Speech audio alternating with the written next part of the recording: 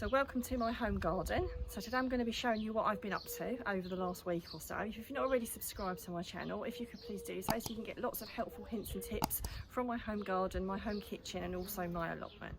So my tomatoes are coming on really well, as you can see. I've put my canes in, and if you've not already done so, it's well worth doing it. Even if they're in pots, it's worth putting canes in. I'm also feeding my tomatoes now. Now I use this variety, which is really effective. I'll put it in the description, so if you want to purchase some you can do, but you can get them from most garden centres and home stores. So obviously this is a dilute down one, which I've done, and then you just give the tomatoes a good water. This time of the year they dry out really quickly. They're not so bad when they're planted in the ground, but if they're in pots, really do keep an eye out because they can go from wet to dry really quickly. If they're in pots, don't overwater them. And make sure you've got drain holes, but again really keep an eye on them because it's so easy for them to dry out. So I'm going to water the rest of those later. As you can see, my lettuces I planted out earlier are doing really well, and I'm able to harvest those at the moment, so that's really good. Lots of salad leaves, and as I said, you don't pull the whole lettuce. All you do is you just pull the leaves you want.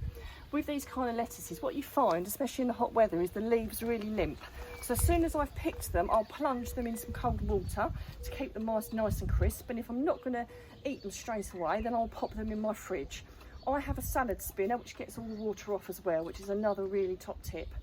I've got my rocket over here, which grew back from last year, and as you can see, it goes to seed. And although you can eat the seeds and they're very tasty, I generally try and cut them off and break them off because they can get a little bit tough with lots of the leaves, but you can eat them. It's all perfectly good eating, but I keep a bit of an eye on this, and that can get quite out of control, and I gave that a haircut a few days ago, otherwise it will take over the whole patch there. And obviously I've got other things that I want to grow as well.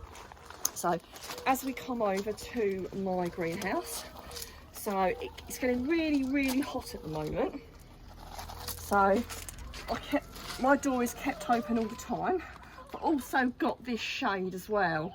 And if you've got a greenhouse like mine, my stuff could really get too hot in there, so I've got lots of air going through. I've also got a pane removed, again for the same reason, to get some good airflow. But you can get scorched, and I've seen a lot of people commenting about how their plants have got damaged, and it's probably because they've got too hot. So this is well worth the investment. Well worth the investment. Get it out every single year when you need it, pop it up, and it does a really fantastic job. So if you want to take a look inside, everything's doing really well, and I'm started planting out my pumpkins and my squashes, but I plant out a few at a time, because I don't want to put them all out in one go in case slugs and snails get them, all the birds.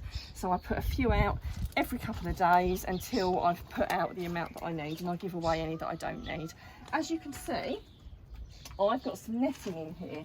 Now the reason I've got a little bit of netting in here is because the little cheeky birds were in here the other day having a little bit of a nibble. So if you've got a lot of birds like we've got, which we love having in the garden, it's well worth protecting your delicate plants because they will have a good munch if they get half the chance. So that's what I've been up to. I really hope that's been helpful for you, and please put some comments if you've got any questions or queries.